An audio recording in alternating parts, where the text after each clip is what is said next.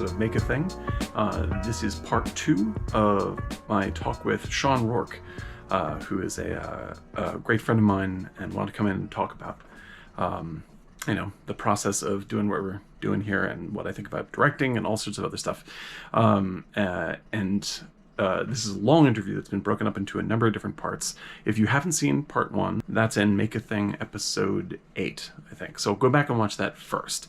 In either case, go to Sean's YouTube channel, which is The Vampire's Castle, and go to thevampirescastle.com, because Sean is a wonderful creative force and wants to encourage folks to engage what they love as much as what he loves, and what he loves is vampires and vampire stories and vampire movies, and there is nobody who will get you as pumped up about your own work as this dude. So go and check out his website and enjoy the interview, and I'll be back right after. The way that you direct, and specifically in the fact that, like, you know, the style that I was always accustomed to was very, you build and you build and you build and you plan and you plan and you plan, and then you go in there and you have a plan, and the actors know the plan, and everybody's the plan, and the plan is the plan. And then, like, I saw you, like, after, workshopping a script for a little while, you just, like, went on to set with your actors and were like, all right, so, here's kind of what needs to happen in the scene, but, like, let's just find it. And I like, the organizational part of my mind was like, you can't do that. Like, you cannot. This won't ever happen, or it won't ever work. And your stuff was always brilliant. So if you can, that's a ridiculous tee up, but if you can, talk to us about what your process is when it comes to directing the set, directing actors, making your vision happen in a visual way. Like, the thing is, I think I actually do totally believe in and endorse the method of planning. It's just that I'm so shitty at it.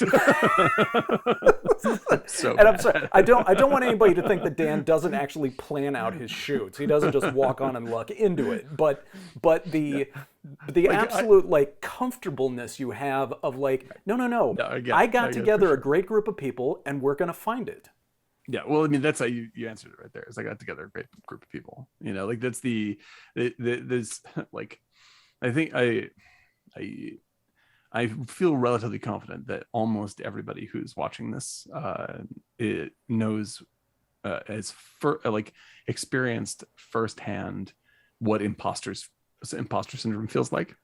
Sure. Like, wholesale, and this still, this still gets me. I mean, I've been working in games for 10 video games for 10 years, and I'm working in VFX for 15 years now. And every time, and for the most of that time, I've been freelancing, or just working short stints or project to project. And every time I start a new project at some new place, like, I walk in and I'm like, I'm going to fail. Like, this is going to be a disaster. I'm obviously not good enough to be here. Look at all these incredibly talented people. And this is true, like, every single time I walk through the doors to someplace. And it's true for any time, like, I walk on set. It's like there's just a I think that to be super with that, so instead of, like, picking on myself for this and saying, like, I think everyone feels this way, which I think is pretty much, at least a little bit, everyone feels this way. And I think what you're really up against when you feel that way is that your love of a thing is so great. It's natural to worry that it's not going to love you back. It's just like asking someone out for the first time when you're just like, I just gotta gather up my shit and set my courage to the sticking place and do this thing. And so, like, before every shoot and before any time I like going out the door to go do the thing, like, that's when I'm, like, really cranked up and like, everyone's together on set, and I'm just like, and there's a moment where I'm just like, I just have to make the decision to just, like, run down the hill and start yelling, and the moment I do that, I cross that speed bump, then everything starts working out fine. Because the real thing is that I don't have to be good enough to do the whole fucking thing. Like I'm good at a couple of things. I have some good ideas and I have some bad ideas, and I have lots of like like there's a zillion ways that anything can be made, but you really heighten your chances of it being good by being like inviting a lot of really talented folks.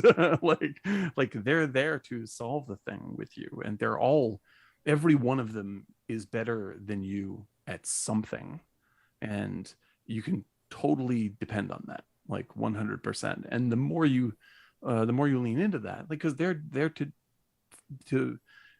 come up with solutions that make them psyched that they came up with them. So like leaning into that and trusting people with that is what gives them joy also. So you don't have to feel like, like, oh shit, I gotta save everybody. Like, you don't have to save everybody. You're just a dude. You're just one guy. And there's like, here's like here's Sean and Dave and everybody, like it's like I was like, just if you're talking abstractly about direction and the process of making a movie, right? Like if you think of everybody that comes together on set to make a movie, right? In like a total professional studio, 20th Century Fox sense, right?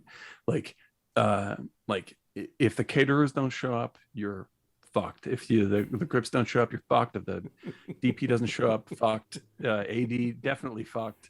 Coordinator screwed. Actors absolutely need to be there. Director doesn't show up, it's all right. You're still gonna get it done. Like, everyone knows what their job is. Yes, totally. like there's nothing like it's so egotistical for the director to be like, no, I won't even begin until I'm there. Like, no shit, the AD will literally start rolling. Like, you ever slept? Don't worry, like, there's still stuff we can. and like I think that's the attitude that, even when you're just making your own stuff, like, it's not all, I'm quoting, Country for Old Men right now. It's not all waiting on you. That's vanity. Like, this is it's a tremendous blessing to be creative with people you love.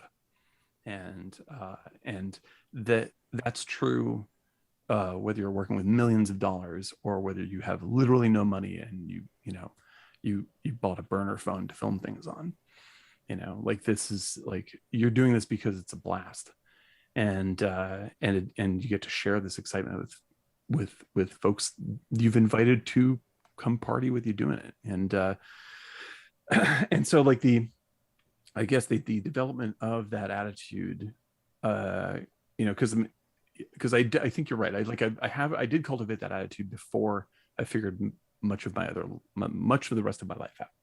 And I think that was accidental, because I played a shitload of Dungeons and Dragons since I was like 12 years old. And so I'm running a million Dungeons and Dragons games, with anybody who would let me do this. And anyone who's played D&D especially if you run D&D, like I do play now and again, but and I still run games, every week. And anyone who does this will tell you, like, over planning is what kills your game.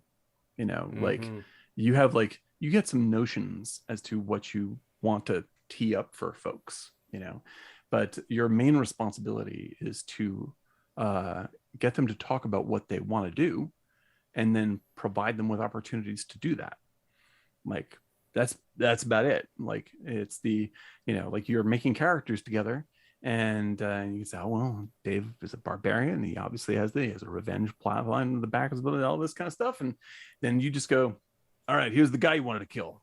And then he's like, oh my god, the game was great. And it's like, you came up with the game, dude. You just told me to do this for you.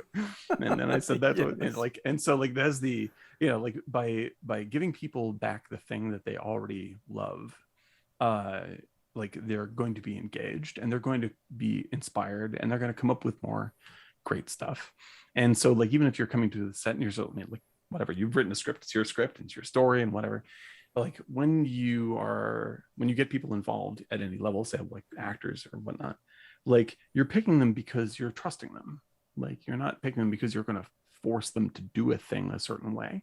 Right. Like you're just like, I think you're in the ballpark of what I think of for this thing, you know, and past that point, I'm trusting you to come up with offer up some solutions, and then we'll mess around with that, you know, and we'll try and like you. It's just like I may have some ideas, you know, but I mean, basically, you're the professional that I'm bringing in to, you know, come, you know, Jimmy, my car door open, you know, like I don't know how to. I don't actually have to know how to pick locks. I can Right. get somebody to come in and do Right. that who really likes picking locks, and so you apply that to uh, directing. Like it becomes uh, both a sort of it sets a calmer stage for everybody so they can access what they're there to enjoy, and it sort of keeps everybody aware of everybody else's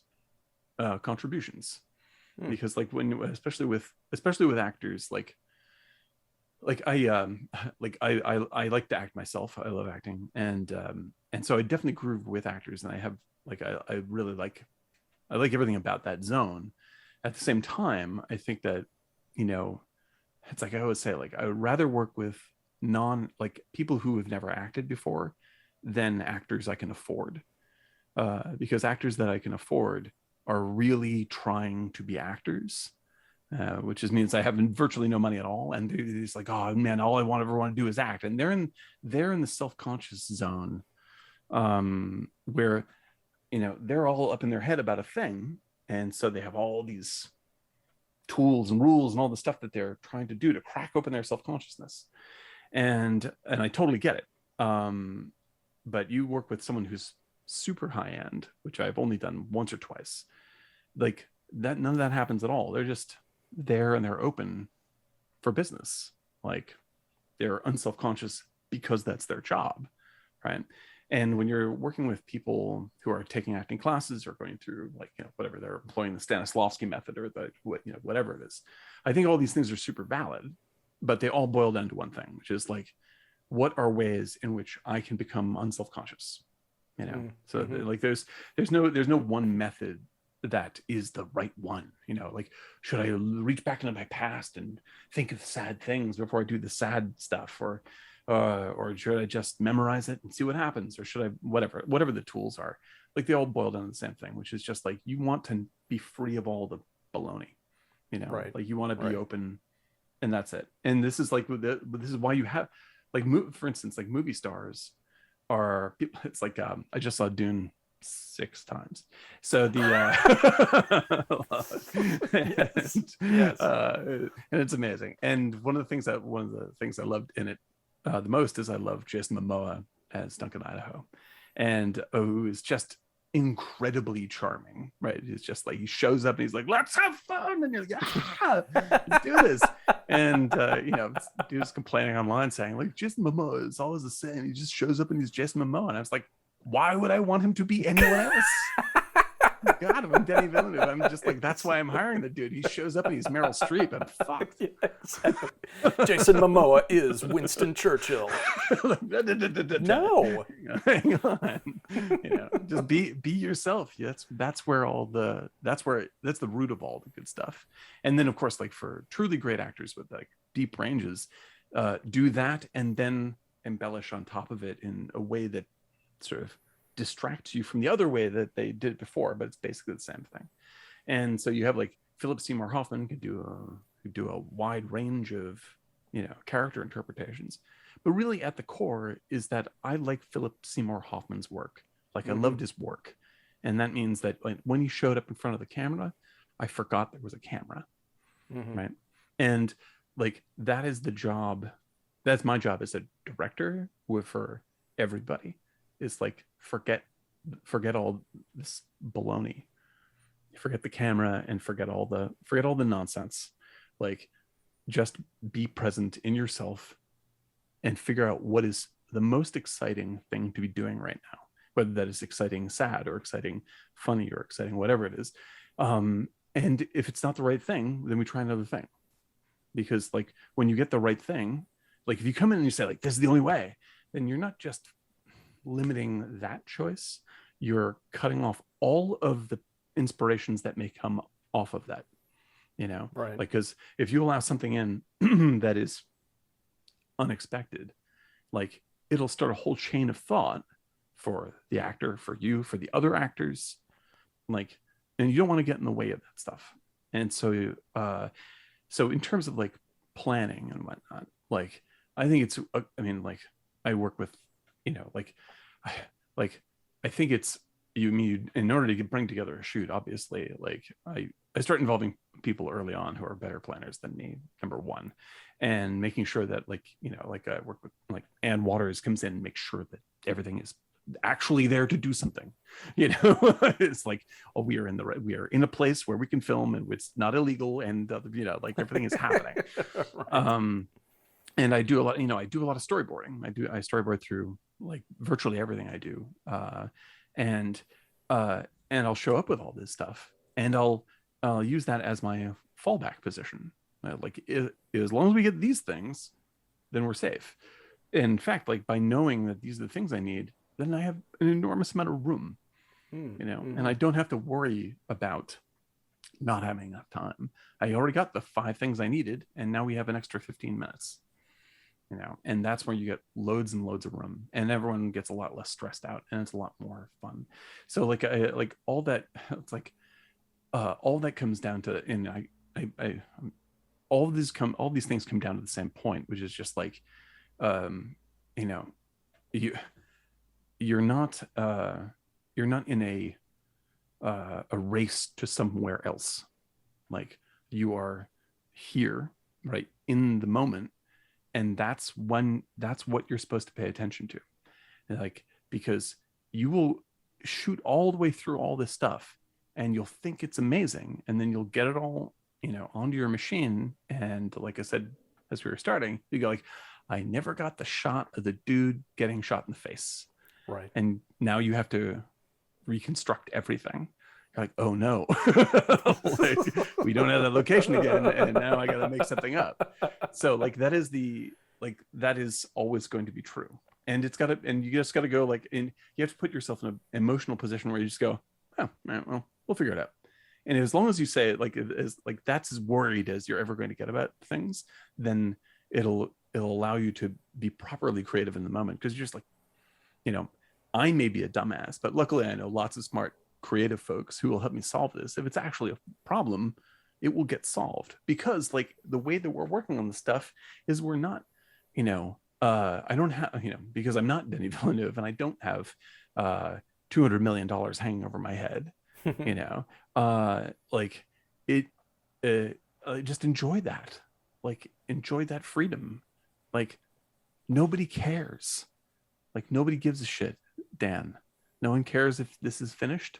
No one cares if it comes out. Nobody even knows about it. Nobody knows who you are. It's okay. Like there's no reason to worry about, for posterity, I must make sure. Who gives a shit? Like if we're gonna put the thing out, people are gonna see it and they'll be like, oh dude, that was great. Or they'll be like, oh, stupid, and you'll be like, cool. Right. And so like that's for like the running the set, and the sort of the creative zone there is like like I think that like I know a lot of we both know a lot of people who approach their work in a much more tense way. Sure. And maybe that's fun, and I shouldn't judge people for that. I see people that are really cranked up and worried, and like they seem really, I'm just like, I just don't know how that's fun. For my own sake, I don't know how that's fun.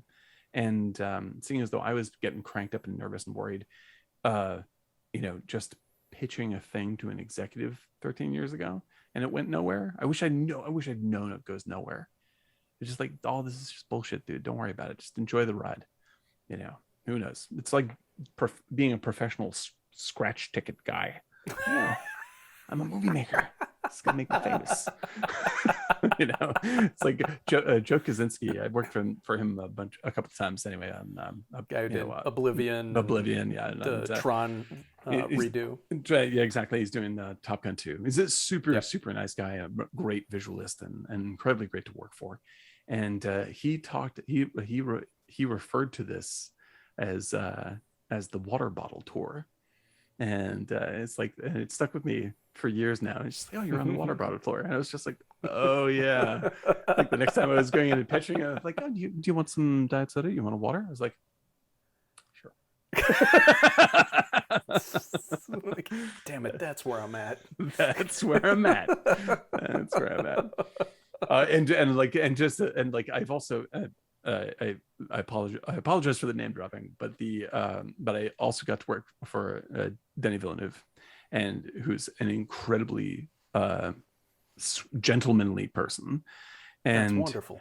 It was an incredible experience. I didn't work for him very long. Got to talk to him only a couple of times, but like a guy that I was working with, my friend Russell, said, oh yeah, Dan's working on a short film, and Villeneuve got so excited. He was in the middle of something else, and he just goes like, what, really? And he starts like, this what, asking questions.